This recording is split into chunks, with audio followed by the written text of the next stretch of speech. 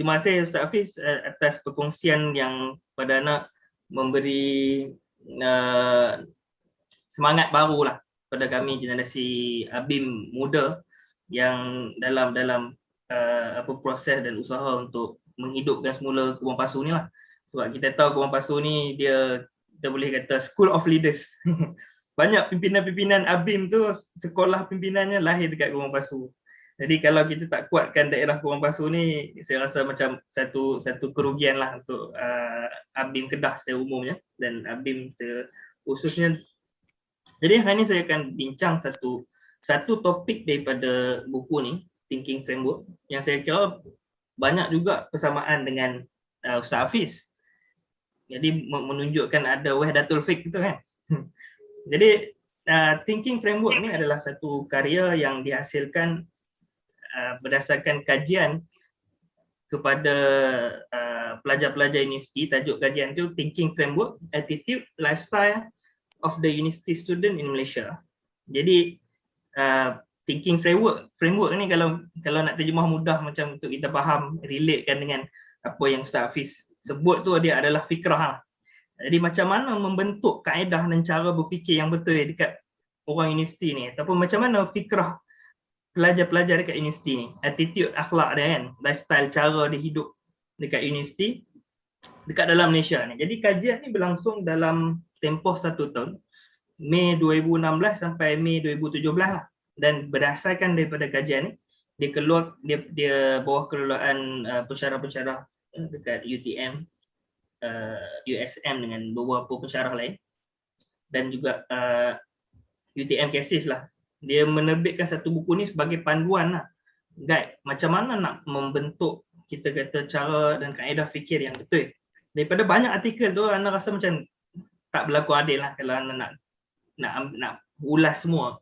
Dia nak tertarik dengan satu artikel yang tajuknya The Youth Search for Identity, pencarian identiti untuk orang muda. Macam tadi Tuan Haji Suhaimi ada sebut kerisauan dia bila berlakunya generation gap yang ada dalam kita punya gerakan kan, daripada orang Wadah yang mungkin 40 tahun ke atas, orang ABIM 40 tahun ke bawah. Jadi The Youth Search for Identity, bila saya baca artikel yang menarik ni daripada Kak Hajar, saya rasa benda ni sangatlah wajar untuk dibawakan dalam ataupun dimiliki, dibincangkan oleh ABIM, sebab kita tackle isu orang muda kan, and youth. Jadi identiti muda ni, identiti kita ni adalah kita dibentuk oleh apa? Jadi berdasarkan kajian tu, 66% daripada responden dia rasa benda yang jadi interest untuk dia, jadi minat untuk dia adalah benda yang isu personal. Dia punya reta, nak pakai reta pun, nak beli rumah macam mana, cara dia nak kahwin dan sebagainya lah. Dan benda-benda yang bersifat personal lah, 66% benda yang jadi concern dia. Tapi hanya 22.4% saja yang ada concern, yang ada rasa nak ambil peduli kepada isu yang berkaitan dengan agama dan akhlak yang Ustaz Hafiz sebut ni. Tadi kan, saya ukhuwah harus berteraskan akhlak dan sebagainya kan. Jadi dia satu trend yang merisaukan lah, sebab dia membentuk cara anak muda fikir. Jadi dalam artikel ni dia dilanjutkan dengan pencarian semangat muda. Orang kata orang muda ni dia nak independen kan. Dia nak mandiri, boleh berdiri atas kaki sendiri. Dia tak mau bergantung dekat orang kan. Tapi menurut artikel ni, kemandirian, independennya anak muda tu, dia bukannya untuk dia ada ground untuk dia pijaklah asas kan. Tapi hanya untuk secure employment ataupun hanya untuk dia bekerja. So segala macam yang dia dapat dalam tempoh mungkin 4 tahun, 5 tahun waktu dia ambil ijazah dekat universiti, semua dia punya usaha tu untuk dapat grade yang sangat cemerlang dalam universiti, ditumpukan sepenuhnya untuk dia dapat secure dia punya job, secure dia punya kerja. Jadi anda teringatlah cerita Ustaz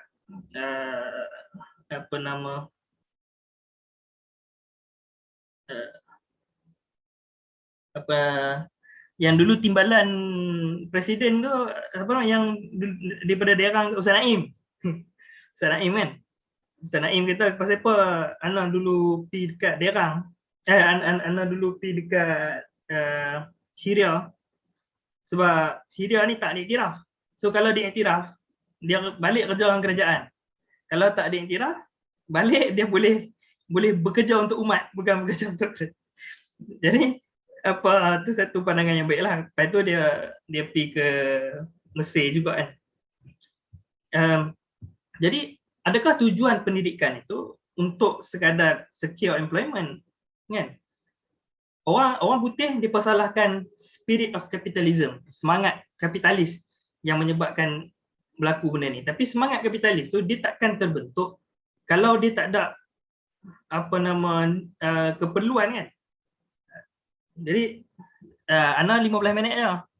Lagi Ana orang kata lebih sudu daripada kuah pula kan. Tapi kita pergi dekat tujuan ilmu, tujuan untuk pendidikan yang Islam teraskanlah. Jadi Islam dia bukan untuk melahirkan good citizen saja, orang panggil warga negara yang baik, yang ada kerja, yang boleh bayar cukai. Tapi Islam ni tujuan bagi pendidikan Islam ni untuk menjadi orang yang baik macam yang Ustaz Hafiz kata tadi. Jadi membentuk orang yang baik, dia takkan cukup kalau fikrah dia hanya untuk cari duit. Hanya untuk cari duit. Sebab tu kalau kita tengok ketiadaan fikrah untuk menjadi manusia yang baik ni adalah sebab kita terlalu mengagungkan anak muda yang kononnya independen dan sebagainya tanpa memberi satu macam panduan untuk orang-orang muda ni dia faham tujuan hidup dia. Kalau macam bahasa Arab kan, kita sebenarnya kita bukan mengagungkan generasi muda ni sebagai satu-satunya harapan. Dia beza dengan Barat lah. Barat sebab dia ada generation gap tu, dia ada 3 generation kan. Generation yang muda ataupun adolescent ni, dia remaja ni. Lepas tu generation yang muda ataupun dewasa dan generation yang tua.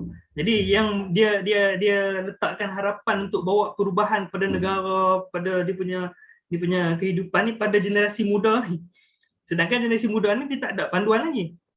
Tapi dalam bahasa Arab, bila kita muliakan orang, kita panggil syekh. Jadi syekh tu adalah sama dengan orang tua kan. Jadi bukan bermaksud ketuaan tu dia satu benda yang hina.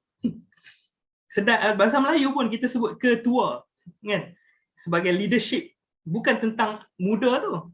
Bukan kita agungkan keremajaan macam istilah Melayu moden, proses peremajaan semula nak bagi nampak dia muda. Dia bukan muda, bukan ideal untuk membentuk identiti kan, sebab kita perlukan mold ataupun panduan ataupun kita panggil framework untuk orang muda ni ada dia fikir kan.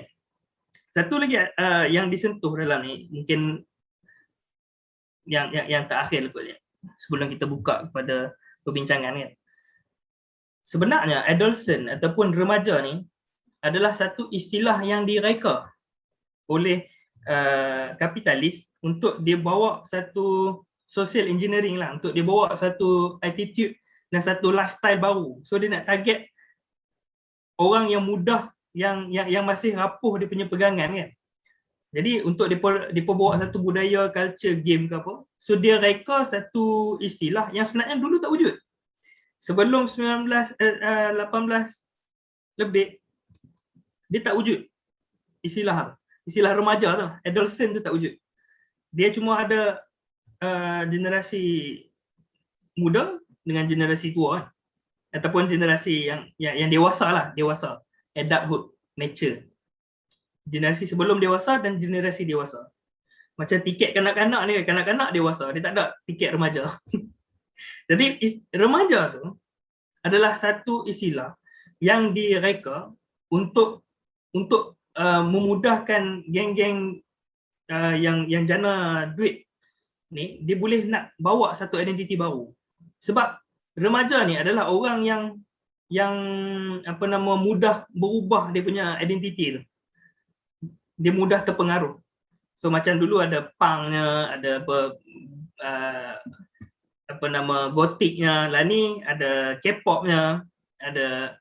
Jadi benda ni jadi bermasalah bila adolescent ataupun remaja ni jadi istilah yang baru, dan depa ni rasa macam biasalah remaja untuk berubah macam tu, untuk berhibur keterlaluan macam tu, untuk ada negative attitude yang macam tu, dia macam brainwash pada ibu bapa remaja yang normal. Jadi bila generasi remaja ni membesar, generasi remaja ni pula jadi orang yang dewasa, dia dibawa pada culture dan budaya yang memandang remaja ni sebagai benda yang fragile, benda yang kita tak boleh nak paksa. Kalau kita paksa nanti dia memberontak.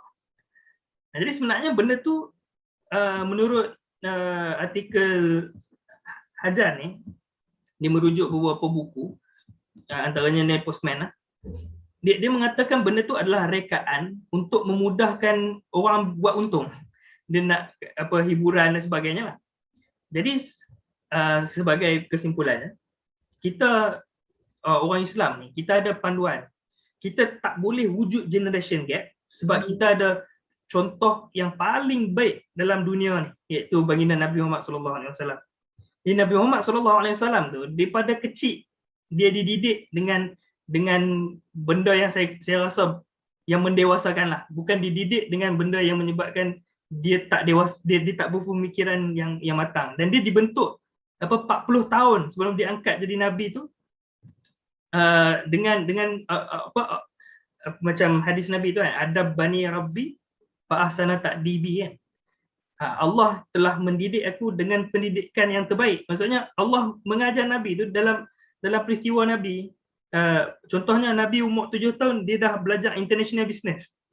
Pergi merentas negara kan, daripada Mekah pergi ke Syria dan sebagainya, itu international business. So adakah budak kita umur 10 tahun kita ajak international business? Ajak mengembala kambing, bagi tanggungjawab untuk dijaga ada tanggungjawab kepimpinan dan sebagainya. Jadi kalau kita betul-betul nak membentuk fikrah anak muda kita, kita kaji sejarah ataupun macam mana Nabi ditarbiah tu, kita boleh terjemahkan menjadi panduan supaya generasi muda kita dia tak menjadi orang dewasa yang berpemikiran kebudak-budakan. Sebab ramai lah ni yang berlaku ni sebab orang dah dewasa dah pun. Dah umur 40 dah umur ni, tapi dia bergaduh lagi, macam Ustaz Hafiz kata tadi. Dia mudah touching, cepat tersentuh dan sebagainya. Jadi dia memiliki akal kanak-kanak. Sebab apa? Sebab dia dah menjadi, dia terjerat dalam penjara inilah Atlan dan sebagainya, budaya sosial yang mengumpat dalam apa-apa semua benda-benda yang tak elok, yang dah dijadikan budaya lah, hedonism yang melampau dan sebagainya. Jadi saya buka kepada perbincangan. Minta maaf banyak-banyak Ustaz Hafiz ambil masa Ustaz Hafiz dengar perkongsian yang tak seru apa ni kan. Patut bagi masa anak ni lebih kat Ustaz Hafiz ni. Dan nak serah balik kat adik lah. Okey, terima kasih kepada Dr. Aiman atas perkongsian yang artikel yang dalam Thinking Framework yang merupakan Hajar lah penulis. Betul Aiman? Artikel tu lah. Artikel yang The Usage for Identity tu. Okey. Itu berkaitan tentang mandiri yang menyentuh juga anak muda lah. Dalam itu juga teringat satu kalam yang disebut oleh Syekh Omar Al-Misani, iaitu Hikmah Asyur fi Hamasati Asyabab. Itu yang berkaitan lah, maksudnya semangat anak muda ni perlu dipandu juga. Dipandu oleh orang yang berpengalaman lah, atau orang pendahulu.